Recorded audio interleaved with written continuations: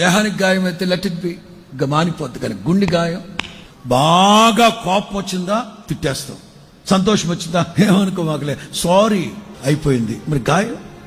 ఒక కుర్రాడు వాళ్ళ నాన్నతో చెప్తున్నాడు, నాన్న నాకు భయంకరమైన కోపం వస్తుంది నాన్న, ఆ కోపాన్ని జయించాలంటే నన్ను ఏం చేయమంటారు నాన్న అని అది ఇదని మాట్లాడాడు. వెంటనే వాళ్ళ నాన్న అన్నాడు, ఇట్లాంటి వుడ్తో చేసిన చెక్కతో చేసిన ఒక గోడ ఒకటి ఉంటే వాడికి ఇంతంత పెద్ద మేకులు ఇచ్చాడు.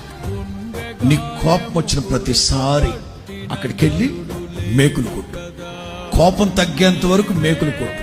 వాడికి ఒక రోజు కోపం వస్తే 10 మేకులు కొట్టాడు.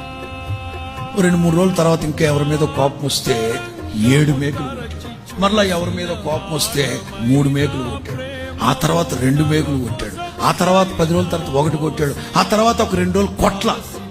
వాళ్ళ నాన్న దగ్గరకు వచ్చి హ్యాపీగా చెప్పాడు, నాన్న ఆల్మోస్ట్ నాకు తెలిసి నేను మునుపటి కంటే కామ్ అయిపోయిన కూల్ అయిపోయినట్టు నాన్న అన్నాడు. అయితే ఒక పని చెప్పి హ్యాపీనెస్ వచ్చినప్పుడు అంతా మేకులు తీసేయమన్నాడు. వాడికి హ్యాపీనెస్ వచ్చినప్పుడు అంతా 5-6 మేకులు 2-3 మేకులు మొత్తం చేశాడు. నాన్న నా అన్ని కంట్రోల్. వాళ్ళ నాన్న భుజం తట్టి అన్నాడు, బానే ఉంది నాన్న, కోపం వచ్చినప్పుడు మేకులు కొట్టావు, హ్యాపీనెస్ వచ్చినప్పుడు మేకులు పీకేసావు, బానే ఉంది. కానీ ఆ చెక్కకు తగిన గాయాలు ఇంకా మాన్లా, ఆ చెక్క మీద నువ్వు కొట్టిన మేకులు గాయాలు ఇంకా మాన్లా. మనం కూడా అంతే, బాగా కోపం వచ్చిందా తిట్టేస్తాం, సంతోషం వచ్చిందా ఏమనుకో మాకులే సారీ అయిపోయింది. మరి గాయం.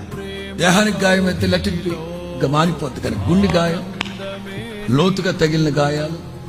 అందుకే తొందరపడి చండాలమైన క్రూరమైన మాటలు మాట్లాడకూడదు.